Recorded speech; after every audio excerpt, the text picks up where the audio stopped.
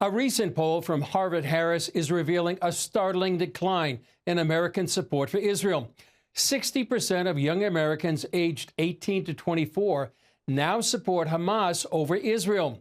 CBN's Raj Nair sits down with human rights activist Josh Aarons to break down and analyze the data. Josh, what was your reaction to this poll? Raj, this is huge. It's terrifying. A majority of Americans under 25 support Hamas, which means they support violence, they support rape, they support kidnapping, they support murder. To get a political result that you want, that is absolutely terrifying. And I think it's just a preview because right now it's on an issue that seems to be half a world away. But what about when all of that attitude is turned towards issues closer to home? That's to me the shocking thing is, people in the West Bank, people in other parts of the Middle East, even people in Gaza seem to have a more negative view of Hamas than people in the United States and on these college campuses. I just don't think people really understand what Hamas is, what the Muslim Brotherhood is, what they stand for. The opening line of the opening charter of Hamas said, quote, Israel will exist and continue to exist until Islam obliterates it. Now, if you think the Muslim Brotherhood and these organizations like Hamas will stop with the Jewish people, I think that's naive and irresponsible. It's shocking. But also another poll came out from Quinnipiac, and the Times of Israel said this about it. Let's see. 37% of Americans sympathize more with the Palestinians, while 36% favored the Israelis. The finding marked an all-time high for the Palestinians and a record low for Israelis since the poll began asking the question in 2001. So the world is turning its back against Israel. What do you make of it, Josh? I think the framework of saying that you have to have sympathy for one side or the other, or one group or the other, is already just a recipe for a false conclusion, because what's good for Palestinians is good for Israelis. And I think there are a lot of people around the world who are hoping we just keep narrow focusing on pitting each other against the other side instead of looking at who's really responsible for this conflict and who's benefiting from this conflict. Let's talk about the international community and the NGOs involved with that have made millions upon millions stolen aid money that was supposed to go to the Palestinian people that never made it. Let's talk about the corrupt media that pushes these anti-Semitic narratives that turn people against Israel and really have been used to manipulate young people in particular towards all sorts of causes that are anti-West, anti-Israel, and really anti-anything that is good for young people as they begin to build their lives. There really is a battle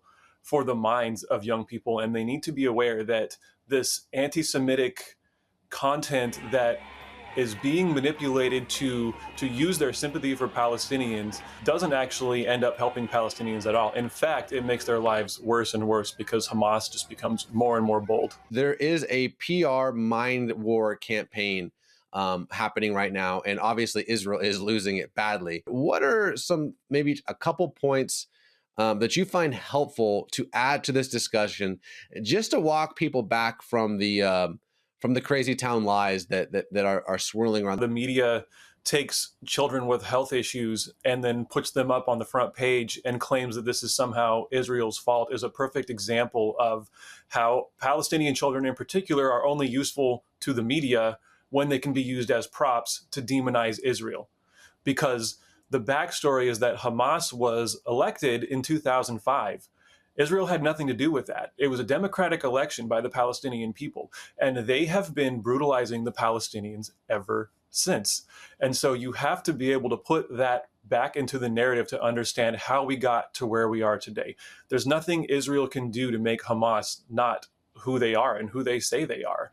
It's an extremely demonic, hateful group that is bent on destroying not only Israel and the Jewish people, but also all Christians. And so there's a war going on for the minds of young Americans, and it is to turn them against the US, the West, and so on. And so we're seeing that now a majority are siding with the group that stands for death for murder, for kidnapping, for holding hostages, and doing so in order to get what they want politically. And this group is telling us that they think that that's okay, and we need to sit up and take notice and make sure we are reaching out to young people and helping them navigate really this false reality that is created by this constant anti-Semitic content that's being pushed out to them.